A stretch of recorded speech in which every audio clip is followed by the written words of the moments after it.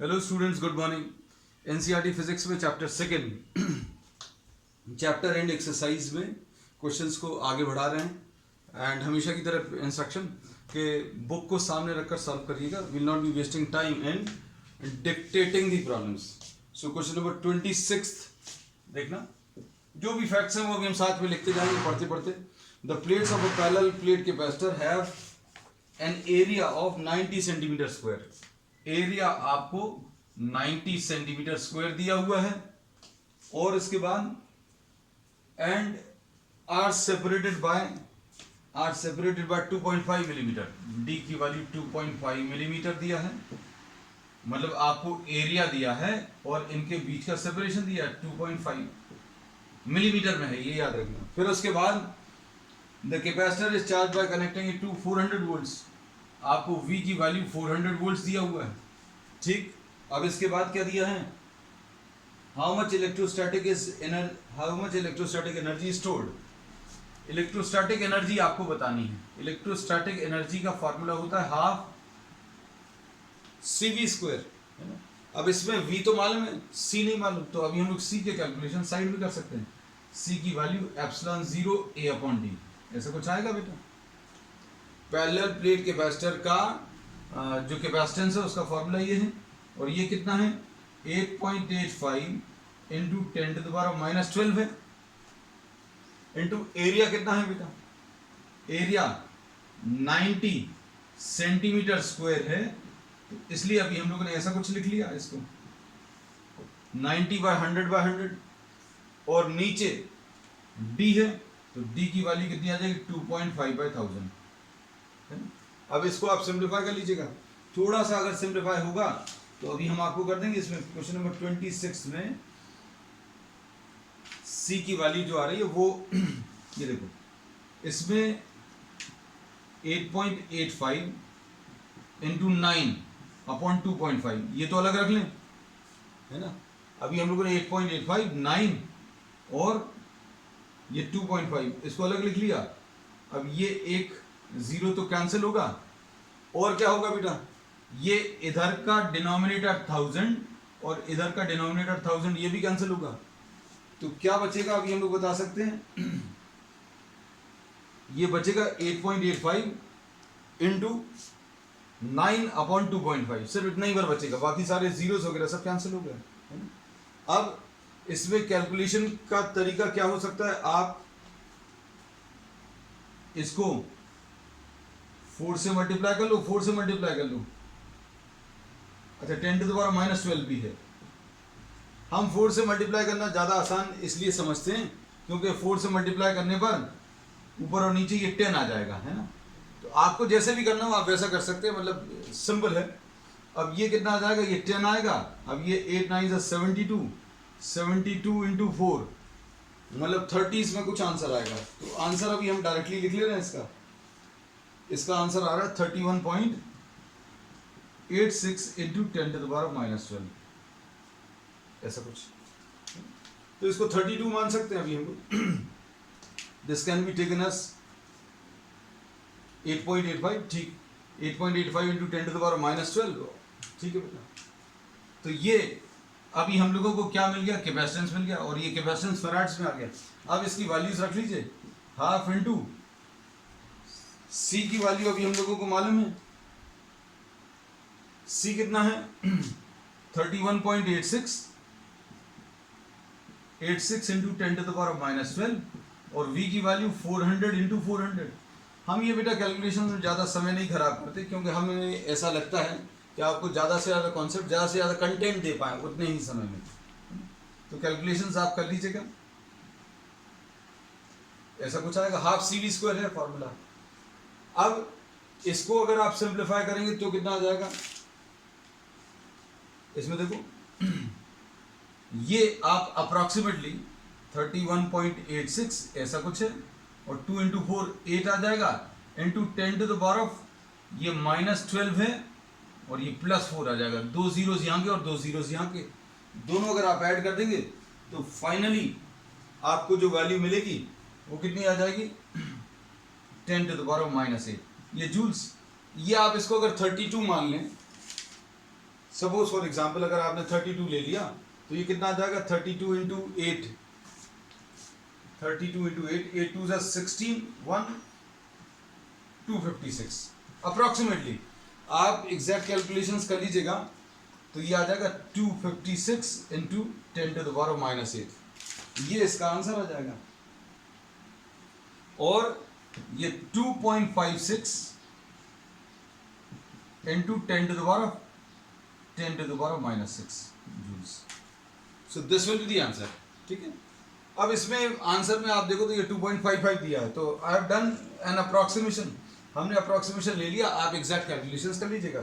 So the exact answer is 2.55। तो अभी हम लोग अगर इतना समय बचा पाए अप्रॉक्सीमेशन लेकर तो अच्छी बात है, कोई दिक्कत नहीं है ना। चलो अब इसके बाद how much energy is stored, energy कितनी स्टोर हुई है ये बताना है। फिर इसके बाद सेकंड पार्ट में देखो, इसमें एक पार्ट और है, ये पार्ट अभी हम लोग थ्योरी पोर्शन में कर चुके हैं, बट स्टिल हम लोग कहते हैं कि जो भी क्वेश्चन आपको एक्सरसाइज में आया तो वो हम लोग एक्सरसाइज में भी सॉल्व करेंगे, रिवाइज भी हो जाएगा जिन लोगों ने किया हुआ है।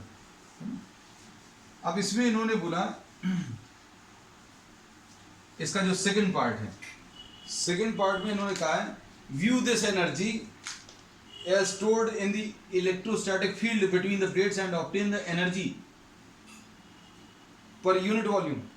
इसमें आपको एनर्जी पर यूनिट वॉल्यूम निकालना है बी पार्ट में। तो ये आपका क्वेश्चन नंबर 2.26 का बी पार्ट है ना।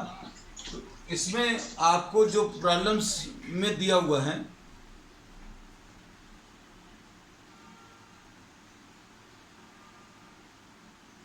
प्रॉब्लम्स में आपको कई बार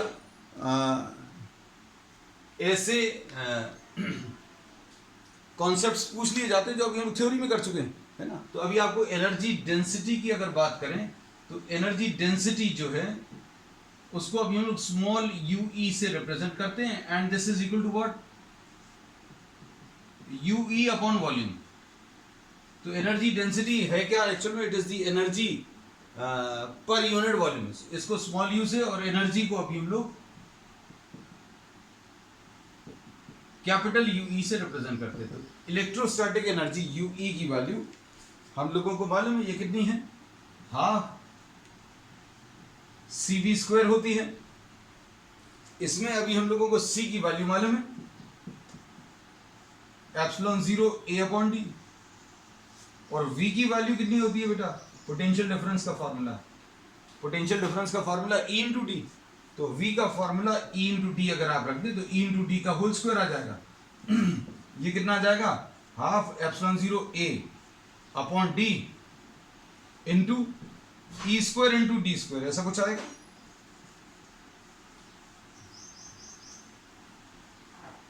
अब इसके बेसिस पर अभी हम लोग क्या बोलेंगे, ये और ये कैंसिल हो जाएगा, तो ये क्या बचेगा, half epsilon 0 E square into A into D. अब इसमें UE की वैल्यू ऐसी कुछ आ जाएगी, एनर्जी की वैल्यू ये मिलेगी, ये half epsilon 0 E square into A into D. A into D क्या आ जाएगा, A is the area of the plates, A इसका एरिया है, एरिया ऑफ ईच प्लेट, और इनके बीच का सेपरेशन D है। तो A इंटू डी एक्चुअल में क्या दे देगा, ये वॉल्यूम दे देगा। तो A into D gives you what, the volume. तो अब हम लोग इसको क्या बोलेंगे, ये नेक्स्ट स्टेप में करना, हम इसी में कर दे रहे हैं, ऐसा काटना भी नहीं, ऐसा कुछ भी नहीं करना। To save time and to save one step अभी हमने क्या किया, इसकी जगह वॉल्यूम लिख दिया। तो UE upon volume will be half epsilon 0 E square. तो ये एनर्जी डेंसिटी आ गई, क्या, हाफ एप्सिलॉन 0 E स्क्वायर। ठीक है, तो सेकंड पार्ट में आपको ये कैलकुलेट करना था।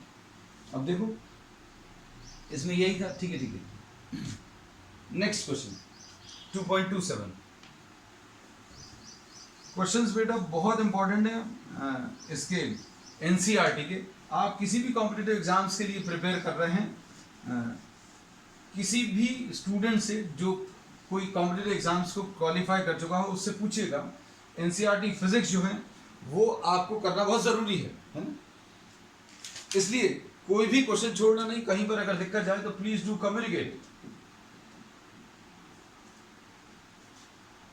2.27 2.26 था, अब 2.27 में अब 4 माइक्रोफैराड कैपेसिटर, एक 4 माइक्रोफैराड कैपेसिटर दिया है. It is charge bye 200 volt supply, charge by 400 volt supply. अब इसके बाद it is then disconnected. Now this is disconnected from the battery. Disconnected, charge करने के बाद after charging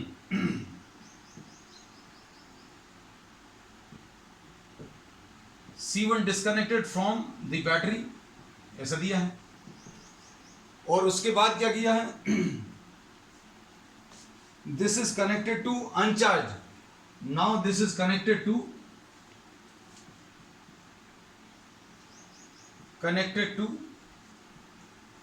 C2 is equal to 2 microfarad. और ये 2 माइक्रोफैराड जो है अनचार्ज है, ऐसा दिया है. तो ये कॉन्सेप्ट अभी हम लोग बहुत डिटेल में थ्योरी क्लास में ले चुके हैं, लेकिन अब यहां पर भी डिस्कस कर लेंगे. तो अभी हम लोगों ने जैसा बोला था कि न्यूमेरिकल्स में पूरा चैप्टर रिवाइज होगा, तो ये इसमें हो ही रहा है सारी चीजें, है ना. अब देखो इसमें अभी हम लोग ये बोलते हैं कि अगर आप कोई दो कंडक्टर्स ले लें, दो कंडक्टर्स का कैपेसिटेंस C1 और C2 है, इनके ऊपर चार्जेस Q1 एंड Q2 हैं, तो और इनका पोटेंशियल V1 और V2 है, तो Q1 की वैल्यू बेटा कितनी आती है, C1 V1, और Q2 की वैल्यू कितनी आती है, C2 V2. इस वाले को अभी हमने किससे कंपेयर किया था, एक टैंक वाले एग्जांपल से कंपेयर किया था. ये बार बार अभी हम ये कंपैरिजन इसलिए ले लेते हैं क्योंकि ये बड़ा यूजफुल है तुम लोगों को कॉन्सेप्ट्स को समझने के लिए. C1 इसका कैपेसिटेंस है, C2 इसका कैपेसिटेंस है. Level will correspond to what, the potential.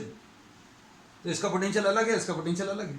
अब जब दोनों को कनेक्ट कर दोगे तो क्या होगा बेटा, if these two are connected to each other, then what will happen, flow of liquid will take place from higher level to lower level. और ये फ्लो तब तक चलेगा जब तक दोनों का लेवल सेम नहीं हो जाएगा. इसका लेवल कम हो जाएगा, इसका लेवल बढ़ जाएगा, है ना.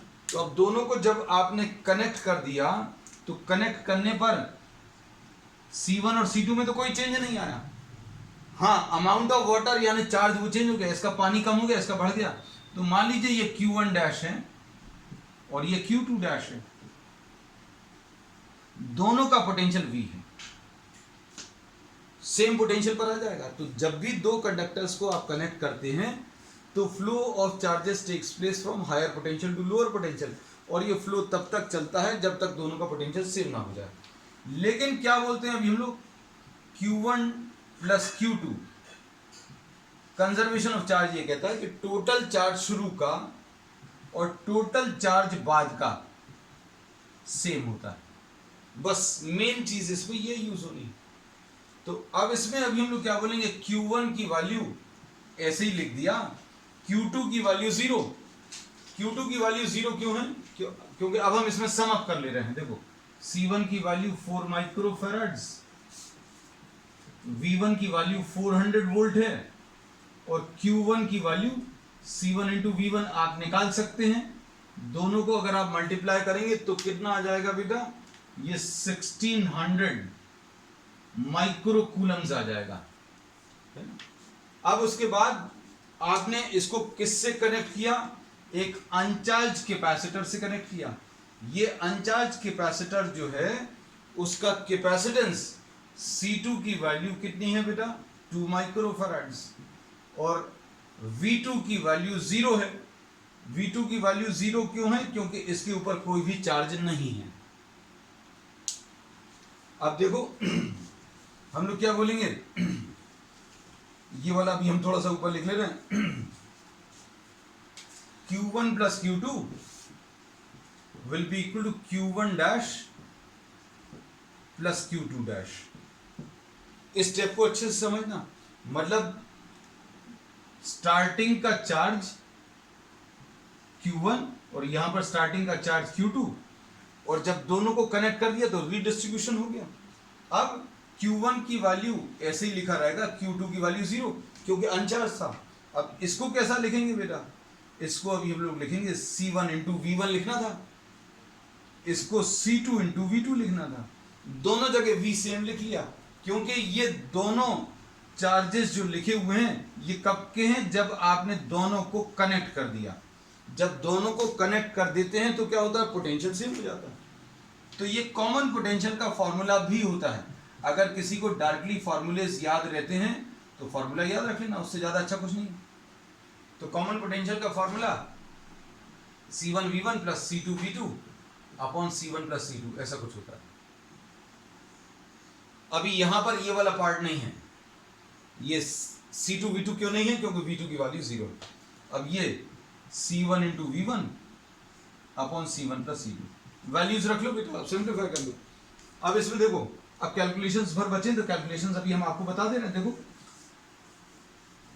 हम बहुत ज्यादा डिटेल में, अगर कैलकुलेशंस बहुत लंबे होंगे तो वो अभी हम आपके लिए छोड़ेंगे। U will be equal to U1 plus U2, ये U1 है half, C1 4 into 10 to the power minus 6 into V1 square 400 square. U2 की वैल्यू कितनी है बेटा, half C2 into V2 square, V2 की ये वैल्यू 0 है। तो ये सिंप्लीफाई कर सकते हैं बेटा, कितना आ जाएगा, ये 2 से ये 2 कैंसिल हो जाएगा, कितना आ जाएगा, ये सिंप्लीफाई करने पर U की वैल्यू ये आ जाएगा 8 इंटू, सॉरी 8 तो नहीं आएगा, ये 2 into 10 to the power minus 6 into 16 into 10 to the power 4, ऐसा कुछ। तो व्हाट डू वी गेट,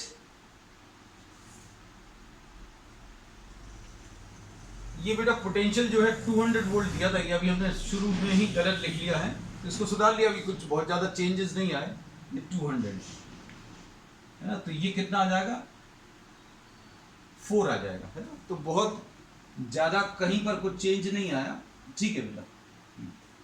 अब इसमें ये कितना आ जाएगा बेटा, 8 into 10 to the power minus 2। अब U डैश फाइनल एनर्जी कैसे मिलेगी, half C1 into V square plus half C2 into V square. अब V कैसे मिलेगा, ये V अपन लोग यहां पर निकाल ले रहे हैं। C1 कितना है, C1 है 4 into 10 to the power minus 6 इंटू कितना है बेटा, V1 की वैल्यू 200 है, V1 की value 200 upon C1 plus C2, C1 कितना है 4 है और C2 कितना है 2 है, into 10 to the power minus 6। तो इससे V की वैल्यू मिल जाएगी 10 to the power minus 6 cancel होगा, तो 800 डिवाइडेड बाय 6 यानी 400 बाय 3 आ जाएगा। तो अब इसमें सिंप्लीफाई कर लो, U डैश की वैल्यू हाफ C1 की value 4 into 10 to the power minus 6 into V की वैल्यू बेटा 400 बाय 3 का होल स्क्वायर, ऐसा कुछ आएगा, प्लस हाफ C2 की वैल्यू 2 है, 2 into 10 to the power minus 6 into V common potential यानी 400 बाय 3 का होल स्क्वायर। इसको सिंप्लीफाई कर लेना, और ये सिंप्लीफाई करने पर ये 5.33 हम डायरेक्टली लिख दे रहे हैं बेटा, I am just writing down the answers. ये देखो initial energy 8 into 10 to the power minus 2 है, फाइनल एनर्जी चेक करके देख लेना, if it is something else और if you are having problem तो अभी आप हमें कम्युनिकेट करना। Initial energy 8 into 10 to the power minus 2 है और ये 5.33 into 10 to the power minus 2, और दोनों को अगर आप सब्ट्रैक्ट करोगे तो लॉस ऑफ एनर्जी मिल जाएगी। लॉस ऑफ एनर्जी क्यों बोल रहे हैं? क्योंकि शुरू की एनर्जी ज़्यादा है और बाद की एनर्जी जो है वो कम है। तो लॉस ऑफ एनर्जी अगर आपको निकालना है तो लॉस ऑफ एनर्जी भी निकाली जा सकती है ना। अब इसमें लॉस ऑफ एनर्जी जो है वो भी अभी हम लिख ही दे रहे हैं। Delta U will be equal to 8 into 10 to the power minus 2 minus 5.33 into 10 to the power minus 2। तो ये कितना आ जाएगा? 2.67 into 10 to the power minus 2। अब एक और बहुत अच्छा इलाज, जिनको कॉन्सेप्ट नहीं समझना, फॉर्मूलेज याद रखना है, तो डेल्टा यू का formula C1 C2 into V1 minus V2, ये बहुत सारे बच्चों को बहुत पसंद आएगा, है ना। कहने लगे क्या करना, कॉन्सेप्ट तो समझिए, लेकिन करेंगे अब हम इससे। लॉस ऑफ एनर्जी का ये सिंपल फॉर्मूला ये भी डिराइव करा चुके हैं अभी हम, है ना। तो अभी आप C1 की वैल्यू कितनी रख लोगे? 4 into 10 to the power minus 6 आ गया बेटा। C2 की value 2 into 10 to the power minus 6 आ गया। और V1 की वैल्यू कितनी है? 200 है। और V2 की वैल्यू 0 है upon 2 times C1 plus C2, 4 plus 2 into 10 to the power minus 6। ठीक, अब इसको सिंप्लीफाई कर लेना, you will get the answer directly. ठीक है, ये ज़्यादा अच्छा। कहने लगे इतनी सारी मेहनत करी। ये मेहनत इसलिए ज़रूरी है क्योंकि इस टाइप के प्रॉब्लम्स में कई बार लॉस ऑफ एनर्जी पूछते हैं, कई बार ये पूछ रहे थे कॉमन पोटेंशियल क्या है, या कई बार ये दोनों चीज़ें पूछते हैं, common potential and loss of energy. और अगर दोनों चीज़ें पूछी तो आपको फिर ये पूरा करना ज़रूरी रहेगा, है ना। चलो नेक्स्ट क्वेश्चन, ये था क्वेश्चन नंबर 27। अब इसके बाद 26 हो गया, 27 हो गया। अब नेक्स्ट क्वेश्चन नंबर 2.28, ये देखना बच्चे से।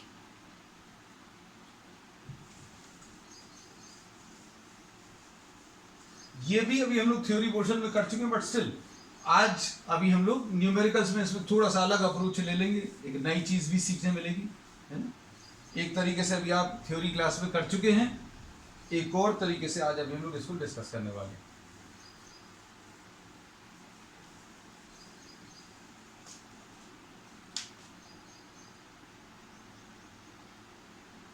क्वेश्चन नंबर 2.28,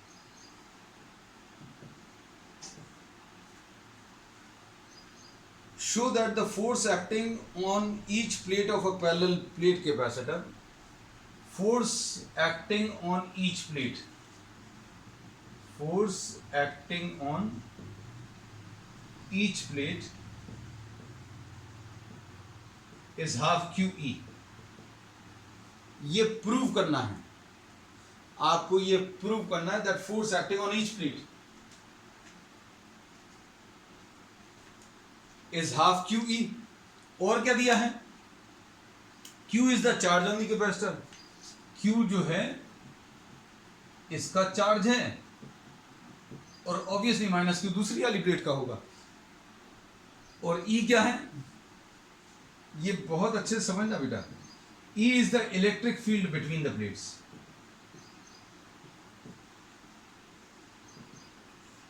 तो इसमें जो कॉन्सेप्ट्स लगेंगे, पहले तो ये बता दें कॉन्सेप्ट जो, if a charge Q is placed between the plates, sorry, is placed in an electric field,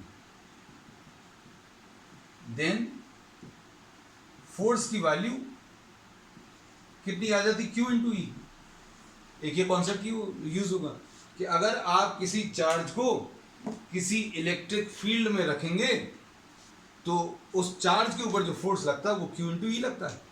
और फोर्स और इलेक्ट्रिक फील्ड का direction, force and electric field का जो डायरेक्शन है सेम कब होता है? सेम कब होता है? जब Q पॉजिटिव हो। और फोर्स और इलेक्ट्रिक फील्ड का डायरेक्शन ऑपोजिट कब होता है?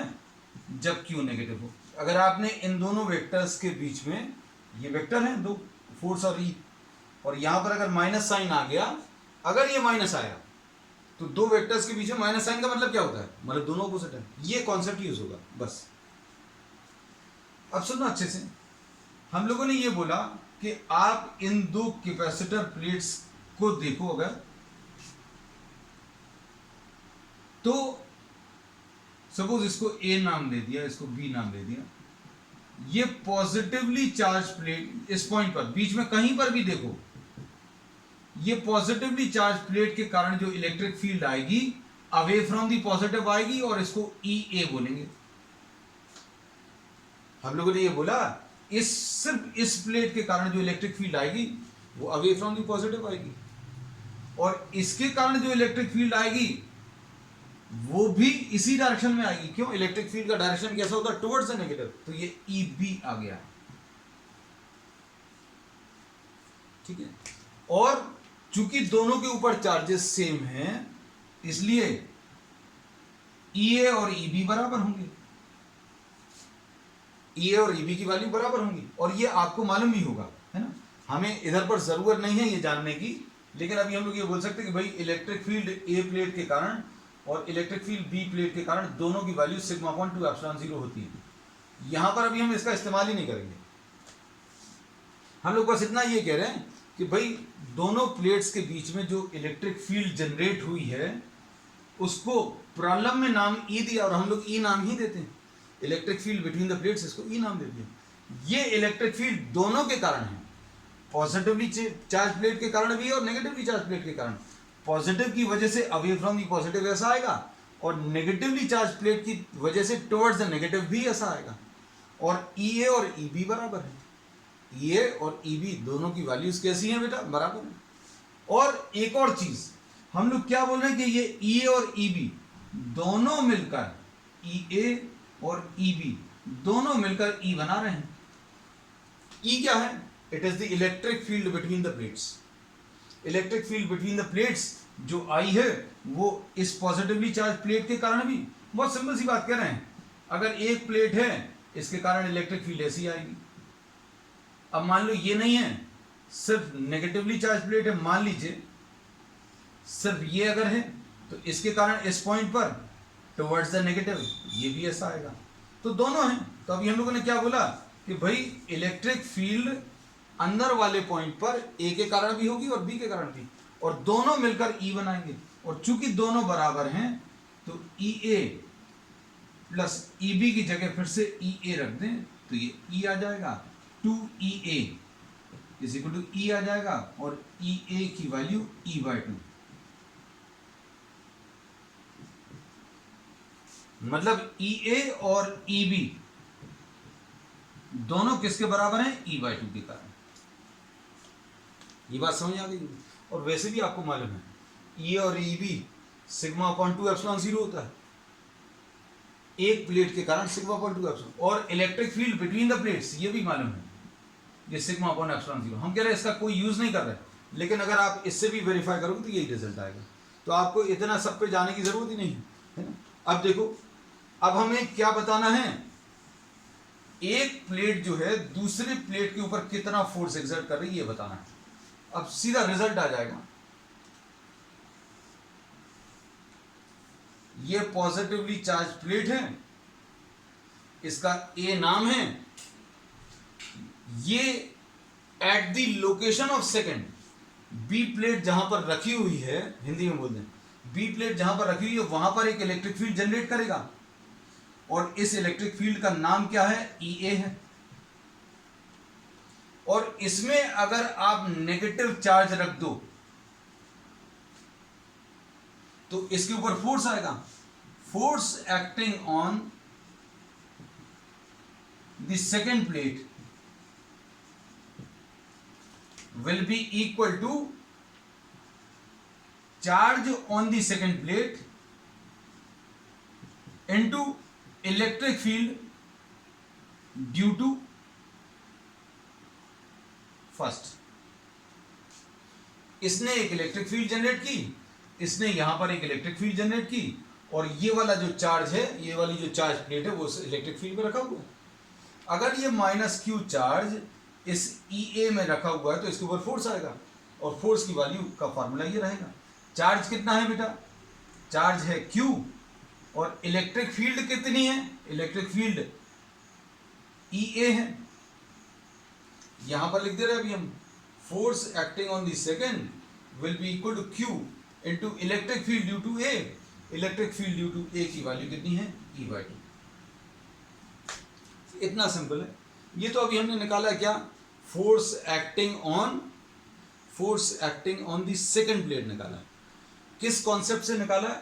हमने ये बोला कि भाई ये वाली जो प्लेट है ये यहां पर एक इलेक्ट्रिक फील्ड जनरेट करेगी और इसकी वैल्यू EA होगी।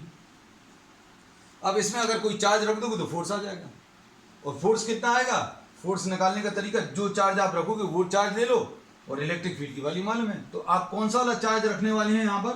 यहां पर आप -Q चार्ज रखने वाले हैं, तो force will be equal to Q into EA, और EA की वैल्यू E/2। तो यही आपको प्रूफ करना था। ये अभी हम लोग किसी और तरीके से भी कर चुके हैं थ्योरी में, लेकिन अभी हम लोगों ने यहाँ पर इसको ऐसा लिया। ऐसा क्यों लिया है? अब आगे क्वेश्चन का एक पार्ट पढ़ूँ, इसका भी नेट पे बहुत अच्छा सॉल्यूशंस नहीं दिया, आप देखना, क्योंकि बच्चे ढूंढते हैं, फिर अभी हमारे पास फ़ोन आता है कि सर ये क्या क्या दिया हुआ है नेट में। तो अभी हम आपको बहुत सिंपल एक कॉन्सेप्ट दे दे रहे हैं। ये सिंपल कॉन्सेप्ट आधा तो बता दिया है, आधा क्या 90% of the problem is done. जो अगला पार्ट है उसके लिए अभी हमने ये कॉन्सेप्ट लगाया है। अगला पार्ट क्या है? Explain the origin of the factor 1/2। इन्होंने बोला ये जो फोर्स आया इसमें ये 1/2 क्यों आया? तो ये अब आप शायद बता सकते हो, हमारे बताने की जरूरत नहीं। Electric field between the plates अगर E है, electric field between the plates अगर E है, तो आपको फोर्स अगर निकालना है किसी एक प्लेट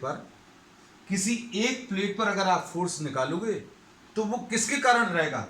इस इलेक्ट्रिक फील्ड के कारण नहीं रहेगा। It will be due to only one plate. आपने दोनों प्लेट्स के कारण जो इलेक्ट्रिक फील्ड है उसका नाम E दिया है, और एक प्लेट के कारण इलेक्ट्रिक फील्ड का नाम या तो EA ले लो या फिर EB ले लो। दोनों तरीके से आप कैलकुलेशंस कर सकते हैं।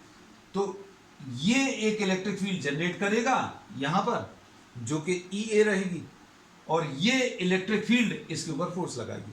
तो एक प्लेट के कारण एक प्लेट पर फोर्स लगेगी, फर्स्ट प्लेट के कारण सेकंड के ऊपर लगेगी, और सेकंड प्लेट के कारण फर्स्ट के ऊपर फोर्स लगेगा। तो एक प्लेट के कारण इलेक्ट्रिक फील्ड की वैल्यू कितनी होती है? टोटल इलेक्ट्रिक फील्ड का डिवाइडेड बाय 2, इसलिए ये फैक्टर 1/2 आ रहा है। तो ये बात समझ में आनी चाहिए कि E/2 क्यों आ रहा है, क्योंकि अभी हमने कहा है EA और EB E/2 के बराबर है ना। तो इसमें अभी हम लोगों ने क्या बता दिया आपको? हमने ये बताया कि आप इसको ऐसा समझें कि एक प्लेट इलेक्ट्रिक फील्ड जनरेट कर रही है और उसके कारण दूसरे के ऊपर फोर्स लग रहा है, और एक प्लेट के कारण इलेक्ट्रिक फील्ड की वैल्यू E/2 है, इसलिए ये फैक्टर E/2। ठीक है।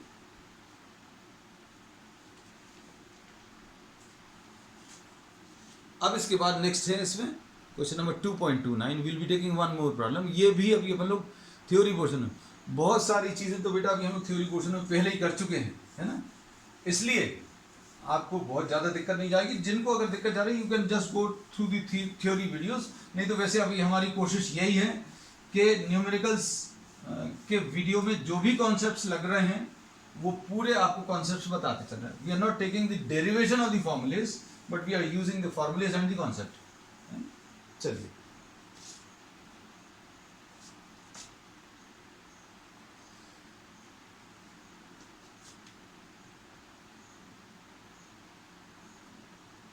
नेक्स्ट प्रॉब्लम है इसमें बेटा, कौन सा?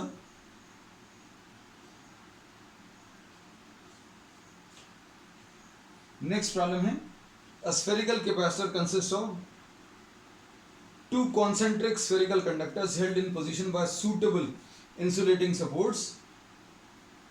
इसमें फिगर भी दिया हुआ है, शो दैट द कैपेसिटेंस। तो इसमें अभी हम लोग क्या बोल रहे हैं? एक स्फेरिकल कैपेसिटर। तो ये भी अभी हम लोग थ्योरी पोर्शन में कर चुके हैं, लेकिन आप अगर न्यूमेरिकल्स करें तो अभी हम लोग न्यूमेरिकल्स में जो भी प्रॉब्लम्स आएंगे वो सारे प्रॉब्लम्स अभी हम लोग करने वाले हैं। अगर कोई न्यूमेरिकल प्रॉब्लम में थ्योरेटिकल पार्ट का कोई प्रूफ आ रहा है तो वो भी अभी हम लोग डिस्कस करते चलेंगे, है ना। अब इसमें सपोज फॉर एग्जांपल इसकी रेडियस ये r1 है और इसकी रेडियस ये r2 है, इसके ऊपर में ये माइनस चार्ज दिया हुआ है। तो स्फेरिकल कैपेसिटर डिस्कस करते समय भी अभी हमने ये बताया था क्या कि आपको कैपेसिटर की बेसिक डेफिनेशन अगर आप देखें, एक कंडक्टर जिसके ऊपर पॉजिटिव चार्ज है, दूसरा कंडक्टर जिसके ऊपर नेगेटिव चार्ज है, और इसके कारण अभी हम लोग दोनों कंडक्टर्स के बीच में पोटेंशियल डिफरेंस निकालेंगे और पोटेंशियल डिफरेंस निकालकर फिर C की वैल्यू निकाल सकते हैं, C = Q divided by V। अब यहां पर अभी हम लोग क्या बोलेंगे कि आपको इन दोनों प्लेट्स के बीच में इलेक्ट्रिक फील्ड मालूम होनी चाहिए। Suppose electric field between the plates is E at point P। हम लोग एक पॉइंट ले लेना है, इस पॉइंट पर इलेक्ट्रिक फील्ड अगर बतानी है तो कैसे बताएंगे? इलेक्ट्रिक फील्ड बताने का तरीका, इलेक्ट्रिक फील्ड अगर आपको बताना है तो जिस पॉइंट पर भी इलेक्ट्रिक फील्ड बताना है उस पॉइंट से पास होता हुआ एक गॉसियन सरफेस ले लें। ये गॉसियन सरफेस ले लिया। अब इसके ऊपर आप कोई छोटा सा एरिया ले लो, एरिया का direction outward drawn normal to the surface, ds का ये डायरेक्शन आ गया। स्फीयर में एक फायदा ये है, angle between E and ds is always zero. अगर आपने इसको देखा, इस पॉजिटिवली चार्ज स्फीयर को, तो इसके कारण electric field away from the positive AC को जाएगी और ds का भी यही डायरेक्शन आएगा। तो angle between E and ds, angle between E and ds जो है इज जीरो। तो अब हम लोग क्या यूज करेंगे बेटा इसमें? इसमें ये यूज करेंगे कि E डॉट ds यानी कि फ्लक्स ये किसके बराबर आएगा? अंदर का net charge divided by epsilon zero. अब इसमें कैसा लिखेंगे बेटा? E into ds into cos zero. अंदर का नेट चार्ज, इस ब्लू वाले सरफेस के अंदर का नेट चार्ज कितना है बेटा? Q है, और ये एप्सिलॉन जीरो, और ये E integration of ds is equal to क्या? Q अपॉन एप्सिलॉन जीरो, और E into 4πr² will be equal to Q upon epsilon zero. तो इससे इलेक्ट्रिक फील्ड की वैल्यू Q अपॉन 4πε0 क्या? r², ऐसे कुछ आ जाएगा। तो ये electric field between the plates of the capacitor आ गया। अब इसमें अभी हम लोग क्या करें? इलेक्ट्रिक फील्ड आने के बाद आपको इन दोनों पॉइंट्स के बीच में पोटेंशियल डिफरेंस कैलकुलेट करना है। किन दोनों पॉइंट्स के बीच में? अंदर वाला और बाहर वाला। अब हम ये रब कर दे रहे हैं क्योंकि इसका काम खत्म हो गया है ना, अननेसेसरी कंफ्यूजन नहीं हो, इसलिए अभी हम लोग इसको रिमूव कर दे रहे हैं। आपके पास ऑप्शन है, आप पहले बना ही चुके हैं, है ना, तो इसकी कोई जरूरत नहीं है। अब आप एक सेपरेट डायग्राम ले लेना। तो हम बहुत सारे काम ऐसे करते हैं कि भाई टाइम भी बच जाए, थोड़ा सा जगह भी बच जाए, हमारे पास एक ही पेज है, I have to reuse the same page, है ना। तो इलेक्ट्रिक फील्ड की वैल्यू अभी हम लोग निकाल चुके हैं।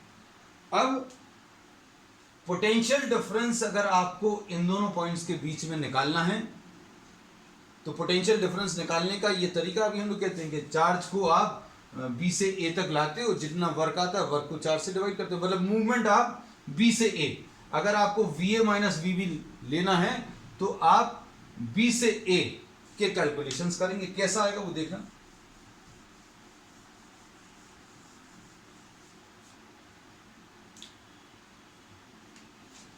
V की value is minus E dot dr। तो ये कॉन्सेप्ट है जो अभी हम लोग थ्योरी क्लास में डिस्कस कर चुके हैं, है ना। E डॉट dr की वैल्यू निकालना है। अब R इस डायरेक्शन में इंक्रीज हो रहा है, R जो है इस डायरेक्शन में इंक्रीज हो रहा है, इलेक्ट्रिक फील्ड भी इसी डायरेक्शन में बाहर की तरफ। तो E और dr के बीच में जो एंगल आएगा वो 0 डिग्री से आएगा। इलेक्ट्रिक फील्ड अभी हम लोग निकाल चुके हैं बेटा। और ये कैलकुलेशंस कहाँ से कहाँ तक करने हैं? ये कैलकुलेशंस आपको करने बी पॉइंट से ए पॉइंट तक, बी से ए तक। तो आपको वी ए माइनस बी भी मिलेगा। ये जो मिलेगा वो आपको क्या मिलेगा? V A minus B B, ये याद रखना। और V A minus B B लिखने की जरूरत नहीं, वी अकेला लिखेंगे तो भी चलेगा। तो वी की वैल्यू क्या आ जाएगी बेटा? ई इंटू डी आर, या ई की वैल्यू रख ले रहे हैं। ई की वैल्यू कितनी है? क्यू अपॉन 4 पाई एप्सिलॉन 0, क्या आर स्क्वायर है, into D R into cos 0।